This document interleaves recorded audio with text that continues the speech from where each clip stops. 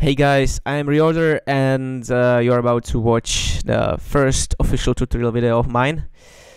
Some time ago I posted on Facebook that if you would be interested in some tutorials, and I answered your wishes then, because many of you replied. And the first video will be about sidechain, because many of you asked mostly about the sidechaining, how it's done, how I do it. So I said, okay, let's do it then. And in advance, I'm very sorry for my English, and if I will say something wrong, I'm really sorry, but this is how I do things and how I understand them. So first of all, let's speak about the sidechain. What the hell is sidechain? The sidechaining is actually what makes the sound pumping in your trance tracks or any other tracks, like with a straight beat, like house, you know, and progressive.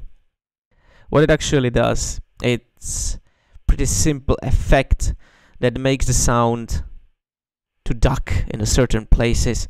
In this particular case, it will be that whenever the kick plays, the pads sub bass will lower their volume and allow the kick to rise up, you know, and create that really nice pumping and speedy rhythm, you know, clubby sounds, can name it. So for this one, I actually selected a track called Folding Universe by Sky Patrol, which I made together with Ian Standerwick last year, where we use a lot of sidechaining, especially on the pad sound. So this is how it sounded.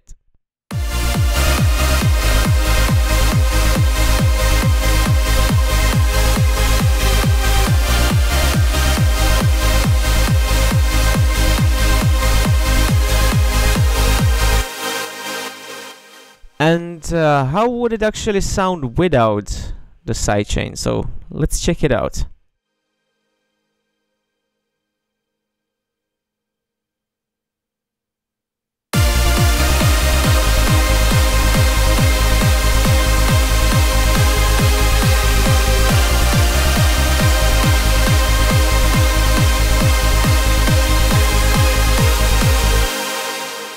So you notice it right from the start that there is something wrong with it, and the thing was sidechain. So the sidechaining is very important in trance.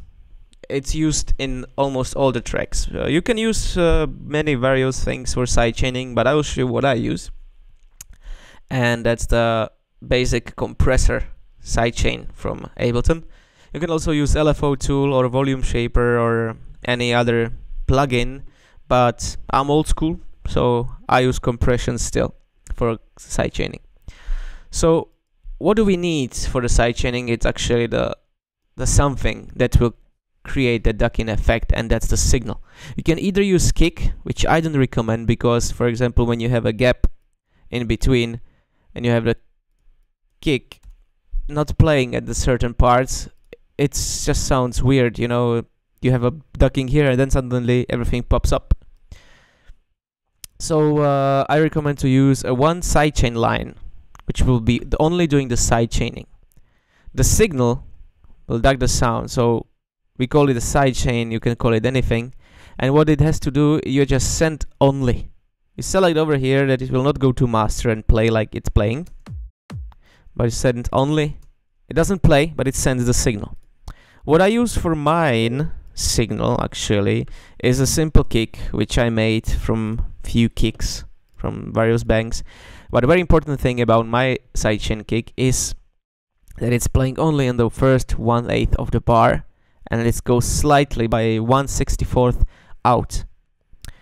This allows the sound to come up in the second half of the 1/4, or the crotchet. I think it's called crotchet, and creates a lovely pumping effect on the pads. So that's the signal which we need. It doesn't do anything, it just sends the signal. Then we need to actually create a sidechain. So for the pads, I group them all, so we have one sidechain for all of them. And I select the Ableton's compressor, which you can find in the audio effects over here.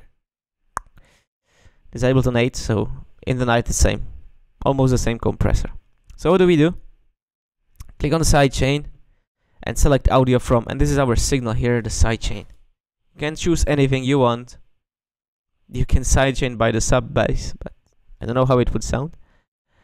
And then just select the best settings.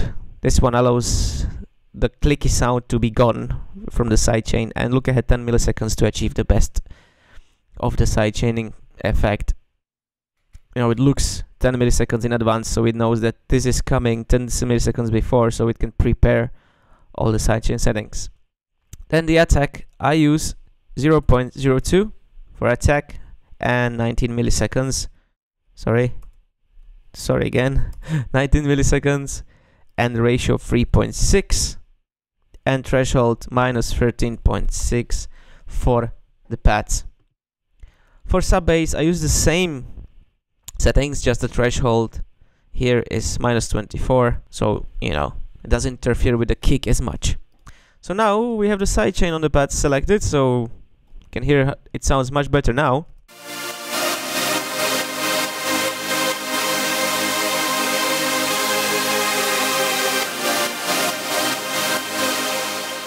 So pretty simple stuff. And I use the same sidechain settings for all the sounds.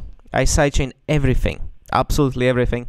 Of course, you can move the threshold up to 0, automated in, for example, in the breakdown. You want the threshold to slowly go up, for example. So all you do is go to the 0, which is pretty hard to select in Ableton, yeah. And this is what it will do before it goes to breakdown. The sidechain will slightly disappear slowly over time.